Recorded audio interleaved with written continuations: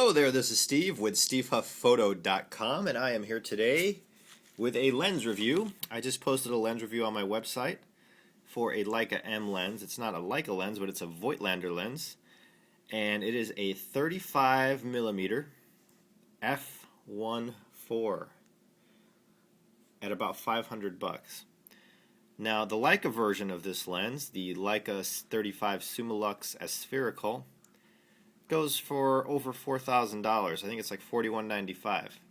This little guy is either $500, $550, around that area. It's pretty heavy. It's actually feels very well made. It feels solid, very solid, like you're holding a chunk of copper or something. So it's a very well made lens, and this is the MC version, the multi-coated. And they consider this part of their classic line, the Nokton Classic. They call it classic because it actually renders more like a Leica 35 Summilux pre-aspherical. It's got soft edges, it's got a little bit of a dreamy glow wide open at 1.4, and it's not nearly as sharp and perfect as a Leica version. So while the Leica's 4000, it is actually a much better lens. But for those who don't have the 4000, this little $500 guy actually does a pretty good job, especially in low light. I was out shooting in low light yesterday with it, and it did really good. But it does give you a classic look. I mean, if you want the classic look in your photos, the dreamy, a little bit soft, wide open, then this is a great lens to give you that look. By f4, it actually sharpens up quite a bit.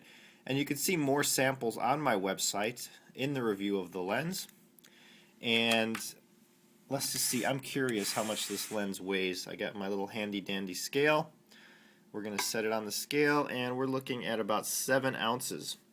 One other thing this lens has, and that I have right here, if I can get it into the light, kind of dim right now, is the lens hood. It screws, or just kind of snaps on, and it's even got a classic looking lens hood. So it's a pretty compact, very nice lens, especially for the money. And as a matter of fact, I've had this for about a week shooting with it, and I decided, you know what, I no longer have a 35 of my own, so I was like, I'm going to buy this lens. So I log on to B&H Photo, and they just went out of stock. They had stock last week, so it seems like it's kind of a popular lens.